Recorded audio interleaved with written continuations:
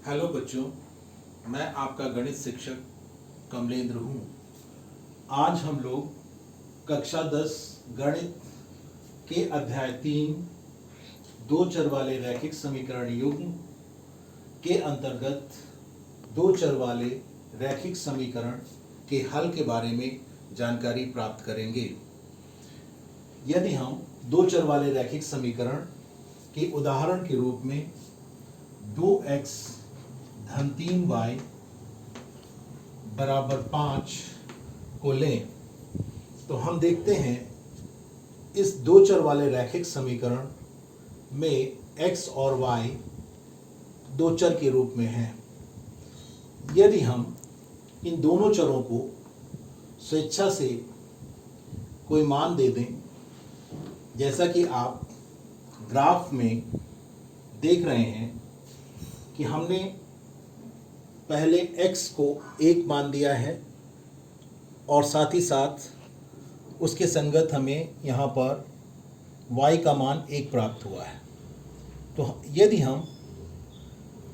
हम x बराबर 1 और y बराबर 1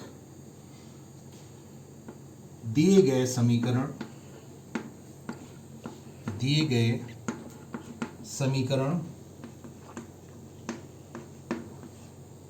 में रखें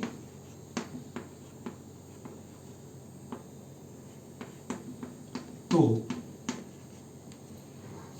हम देखते हैं कि 2 गुणे 1 धन 3 गुणे 1 बराबर 5 हमको प्राप्त होता है।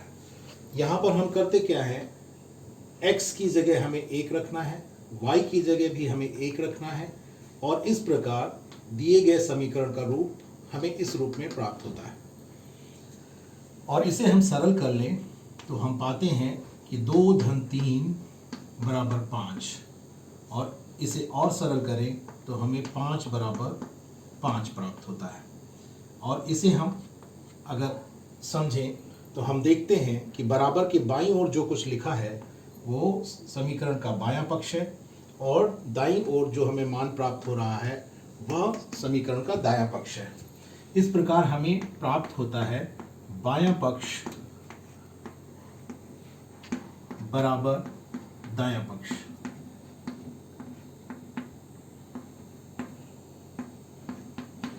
इसे हम अंग्रेजी में अगर लिखते हैं तो LHS बराबर RHS हम इसे लिख सकते हैं। इस प्रकार हम देखते हैं कि x बराबर 1 और y बराबर 1 दिए गए समीकरण में रखने पर हमें बायां पक्ष बराबर दायां पक्ष प्राप्त हो जाता है। इस प्रकार हम यह कह सकते हैं कि x बराबर 1 और y बराबर 1 दिए गए समीकरण को संतुष्ट करते हैं।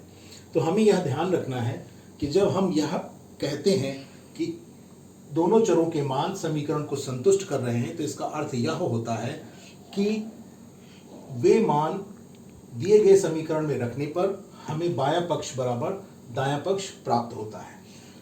अब इस प्रकार x बराबर 1 और y बराबर 1 दिए गए समीकरण का हल हो जाता है, जिसे हम एक युग्म या जोड़े के रूप में लिखते हैं। तो हम 1,1 लिखते हैं। इस प्रकार हम इसको कह सकते हैं कि 1,1 के रूप में लिखा गया जो हल है वह इस दिए गए समीकरण का एक हल है। इसमें इस युग्म में क्रम निश्चित होता है, इस कारण हम इसे क्रमित युग्म भी कहते हैं।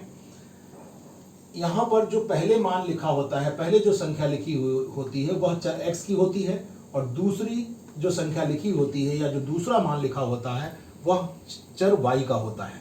इस प्रकार यहाँ पर लिखे गए मानों या लिखी गई संख्याओं का क्रम निश्चित होता है और इस प्रकार ये जो हमें युग्म प्राप्त होता है यह युग्म दिए गए समीकरण का एक हल है।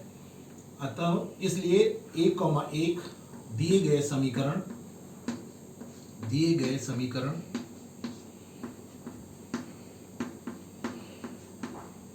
2x धन 3y बराबर 5 का एक हल है।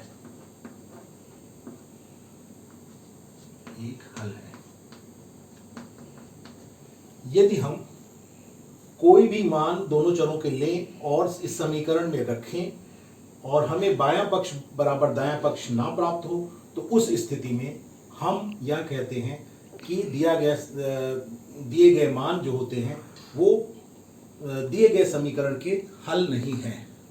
इस वीडियो में बस इतना ही। धन्यवाद।